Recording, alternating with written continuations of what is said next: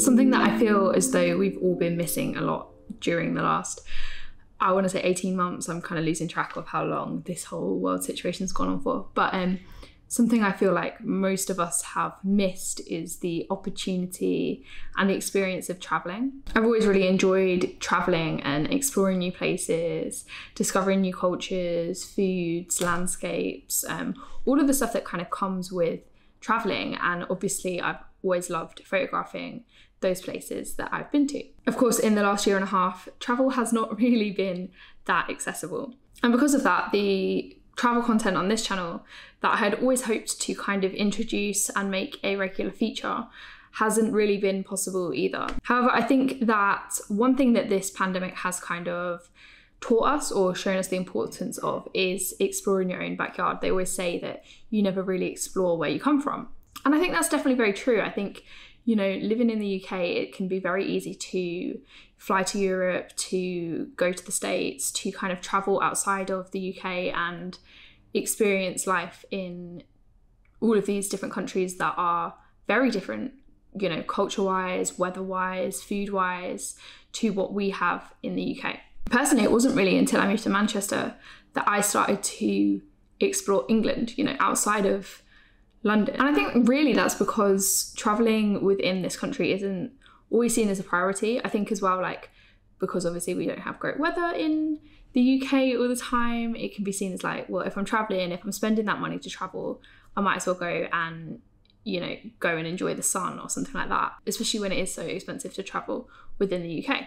Last month in August was the first time I ever travelled to Scotland, like the mainland bit of Scotland. So of course, with all new experiences, I wanted to document this experience with photography, but also on the YouTube channel. So here is a little video about my 48-hour experience in Glasgow.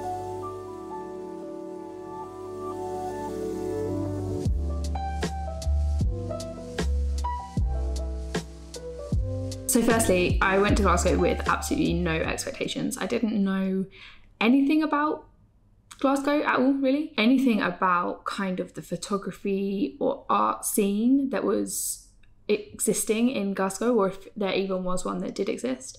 I soon did find out though that it is a very vibrant city. I feel like it's very, very comparable to a city like Manchester. It is that vibrant. It has got that kind of buzz about it with music, with independent food places, that kind of art culture that I love about London and that I love about Manchester.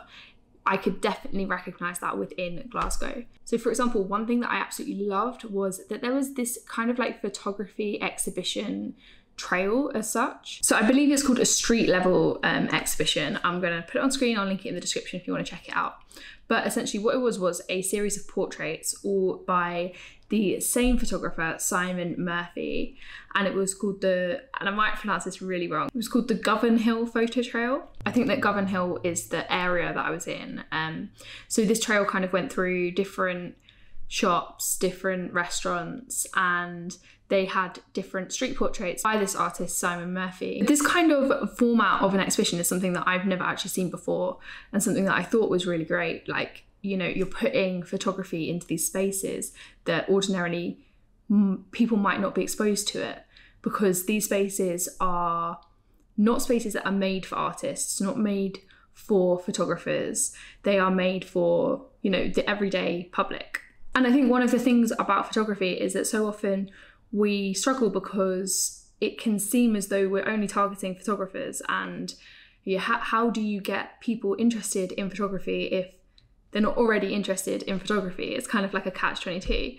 So I thought that this kind of idea of having this trail throughout this area of Glasgow was a really great way to exhibit the work, you know, promote the work of this artist, but also to engage people in photography and to engage people within the Glasgow art scene. And in the same area, there was a independent film lab. So Glasgow's independent film lab, it's called Gulabi, and they developed and scanned all of the photography throughout this video, all of the film photos anyway. Something that I was really eager to do was kind of interact with the art community in Glasgow. You know, if I'm going to go there and I'm going to make a video about it and I'm going to document my time there, I wanted to use local services. So I headed to the area where Gulabi was and bought some film from them. So they do sell film, but they also have a lab, so they develop and scan.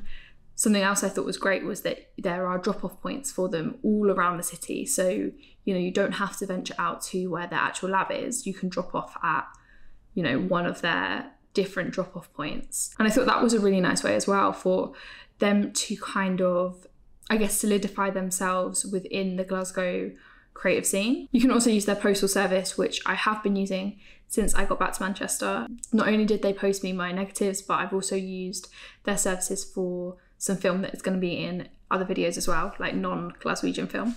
And so far I'm really impressed by their service. It's really affordable, it's really quick, and it's really high quality. And this video isn't sponsored at all. I'm not getting anything in return for saying this, but honestly, I would check them out. You don't have to be local to Glasgow. You can use their postal service. So I'm going to link them in the description. So one of their drop-off points was in an area called the Barras Market. So the Barras Market is in the east end of Glasgow, and it's essentially like an old traditional market. You know, you can get anything really. Like, it was such like an eclectic mix of stalls of things that people were selling. So there were like some more traditional shops. I found some really old cameras that were being sold, and then there were more kind of like modern shops. The drop-off point for Gulabi was a magazine store called Ripe Magazines, Ripe Mags, and it's just like a little independent magazine shop. Like, it really was just like my kind of thing. Do you know what I mean? Like, it just sold different magazines, different art things, different zines, and I bought a couple to kind of show you guys. And so the first thing that we bought was this zine about climate change. So it's very text orientated, but just a small kind of thin little book. I'll link that in the description if you want to have a look at it. But secondly, I bought this book, which is called Fair. And it is essentially kind of like a guide to Glasgow, not kind of like your typical guide. It's something that I wish I had read before I went, actually. And it features kind of places, people, services, restaurants from Glasgow. And it tells you all about Glasgow. So it tells you about the past and the present of Glasgow. It tells you kind of about the history, but also about what Glasgow is becoming, what Glaswegian culture is like. It's a mixture of like text-based content, photography, like illustration. So again, I'm going to link that in the description alongside Ripe Mag, who I bought both books from. Barras Market was a really great kind of mixture of the old and the new coming together.